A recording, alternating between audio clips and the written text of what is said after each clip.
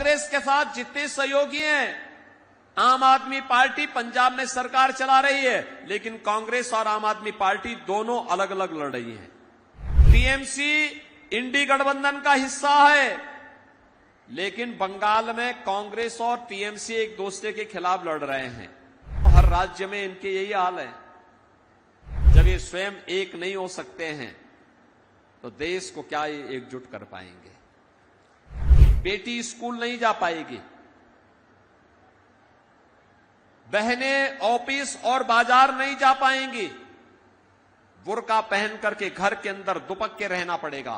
विरासत भी है, विकास भी है, लेकिन इस चुनाव में कांग्रेस के नेतृत्व में इंडी गठबंधन भी है।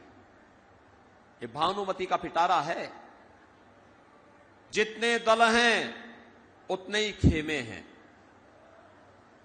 कांग्रेस के साथ जितने सहयोगी हैं, आम आदमी पार्टी पंजाब में सरकार चला रही है, लेकिन कांग्रेस और आम आदमी पार्टी दोनों अलग अलग लड़ रही है। टीएमसी इंडी गठबंधन का हिस्सा है, लेकिन बंगाल में कांग्रेस और टीएमसी एक दूसरे के खिलाफ लड़ रहे हैं। बहनों और भाइयों, हर राज्य में इनके यही हाल है। एक केवल इनका मुखौटा है गठबंधन। सच्चाई तो इनकी ये है, जब ये स्वयं एक नहीं हो सकते हैं तो देश को क्या ये एकजुट कर पाएंगे।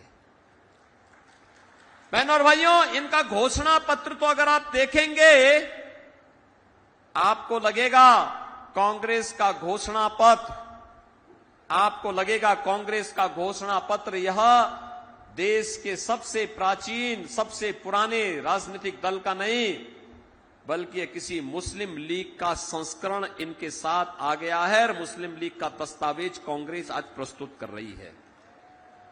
कांग्रेस कहती है सत्ता में आएंगे तो पर्सनल लॉ लागू करेंगे। पर्सनल लॉ लागू करने का मतलब जानते हैं आप? पर्सनल लॉ लागू करने का मतलब, पर्सनल लॉ लागू करने का मतलब तालिबानी शासन। बेटी स्कूल नहीं जा पाएगी, बहनें ऑफिस और बाजार नहीं जा पाएंगी, बुर्का पहन करके घर के अंदर दुपक के रहना पड़ेगा। कांग्रेस के मित्रों को मैं सलाह देना चाहता हूं और उनको इस बात के लिए भी उनको चेतावनी भी देना चाहता हूं। भारत बाबा साहब भीमराव अंबेडकर के द्वारा बनाए गए संविधान से चलेगा। भारत किसी शरिया कानून से और किसी पर्सनल कानून से भारत नहीं चलेगा। यह भारतीय जनता पार्टी की घोषणा है। कांग्रेस कहती है सत्ता में आएंगे तो अनुसूचित जाति, जनजाति और पिछड़ी जाति के आरक्षण का अधिकार मुसलमानों को बांटेंगे। इन्होंने किया, याद करिए, कर्नाटक में कांग्रेस की सरकार है, इसने ओबीसी का आरक्षण वहां पर मुसलमानों को बांट दिया। आंध्र प्रदेश में कांग्रेस की जब सरकार थी, इसने ओबीसी का आरक्षण मुसलमानों को दे दिया।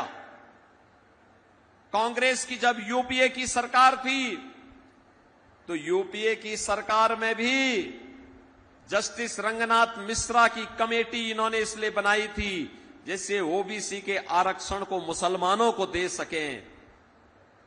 जस्टिस सच्चर कमेटी इन्होंने इसलिए बनाई थी जिससे अनुसूचित जाति और जनजाति के आरक्षण को मुसलमानों को दिया जा सके। वो तो भारतीय जनता पार्टी ने विरोध किया था। अनुराग सिंह ठाकुर जी उस समय सांसद थे। हम लोगों ने संसद में पुरजोर विरोध किया था कांग्रेस का। हम लोगों ने कहा था कि हम कांग्रेस की मंशा को सफल नहीं होने देंगे। और बहनों और भाइयों, आज अपनी घोषणा पत्र में फिर वे कहते हैं, फिर वे इसी बात को कहते हैं। आज मैं आया हूं आपसे कहने के लिए, कांग्रेस कहती है, राहुल गांधी से किसी ने पूछा सत्ता में आएंगे तो क्या करेंगे, तो राहुल गांधी ने कहा गरीबी हटाएंगे। दादी ने नारा 1970 में दिया था, 54 वर्ष के बाद भी नाती वही नारा लगा रहा है, गरीबी हटाएंगे। आप सोचो, श्रीमती इंदिरा गांधी ने 1970 में कहा था गरीबी हटाने का नारा, लेकिन 54 वर्ष के बाद भी कांग्रेस वही नारा दे रही है। जब पत्रकार ने पूछा कैसे हटाएंगे, कहा एक झटके में हटा देंगे। कहा एक झटके में का मतलब कहा सभी भारतीयों की प्रॉपर्टी का सर्वे कराएंगे, एक्सरे कराएंगे। एक्सरे करा करके सर्वे होगा और फिर उनके बाप दादों ने, ग्रैंडफादर, फादर, मदर ने जो संपत्ति बनाई है उस संपत्ति पर विरासत टैक्स लगाएंगे। विरासत टैक्स का मतलब आधी प्रॉपर्टी ये लोग आपसे ले लेंगे और आधी प्रॉपर्टी लेकर के पाकिस्तान, बांग्लादेश और अफगानिस्तान से आए हुए घुसपैठियों में उसको बांटने का काम करेंगे। क्या आप इसको स्वीकार करेंगे? क्या हमीरपुर इसको स्वीकार करेगा? क्या अरे खून पसीना आपके पूर्वजों का, और डकैती डालने के लिए कांग्रेसी कहां से आ जाएंगे? क्या आप इनको डकैती डालने की छूट देंगे? क्या बहन और भाइयों, कांग्रेस का यह विरासत टैक्स औरंगजेब का जजिया कर है। और मैंने इसीलिए कहा ना, इनका घोषणा पत्र में मुस्लिम लीग आ गई है, क्योंकि औरंगजेब की आत्मा इनके अंदर घुस गई है। अब ये कह रहे हैं कि हम जजिया कर लगाएंगे, विरासत टैक्स के नाम पर जजिया कर लगाएंगे। औरंगजेब बहन और भाइयों मुगल काल का सबसे क्रूर बादशाह माना जाता है। काशी में काशी विश्वनाथ मंदिर इसी दुष्ट ने तोड़ा था। मथुरा में भगवान कृष्ण की जन्मभूमि पर मंदिर इसी दुष्ट ने तोड़ा था। कोई मुसलमान भी अपने पुत्र का नाम औरंगजेब नहीं रखता है, क्योंकि औरंगजेब ने पहले अपने भाई की हत्या की, फिर अपने बाप को जेल के अंदर बंद कर दिया था। और उसका बाप शाहजहां के बारे में अगर पढ़ना है, पटना की खुदा बख्त लाइब्रेरी में जाकर के पढ़िए। शाहजहां कहता है कि दुष्ट कमबख्त औरंगजेब, तुझ जैसा पुत्र किसी को पैदा न हो। तूने जीते जी एक एक बूंद पानी के लिए मुझे तरसाया है। अरे तुझसे अच्छे तो ये हिंदू हैं जो जीते जी अपने बड़े बुजुर्गों का सम्मान करते हैं और मरने के बाद श्राद्ध और तर्पण करके अपने पितरों को जल देने का काम करते हैं।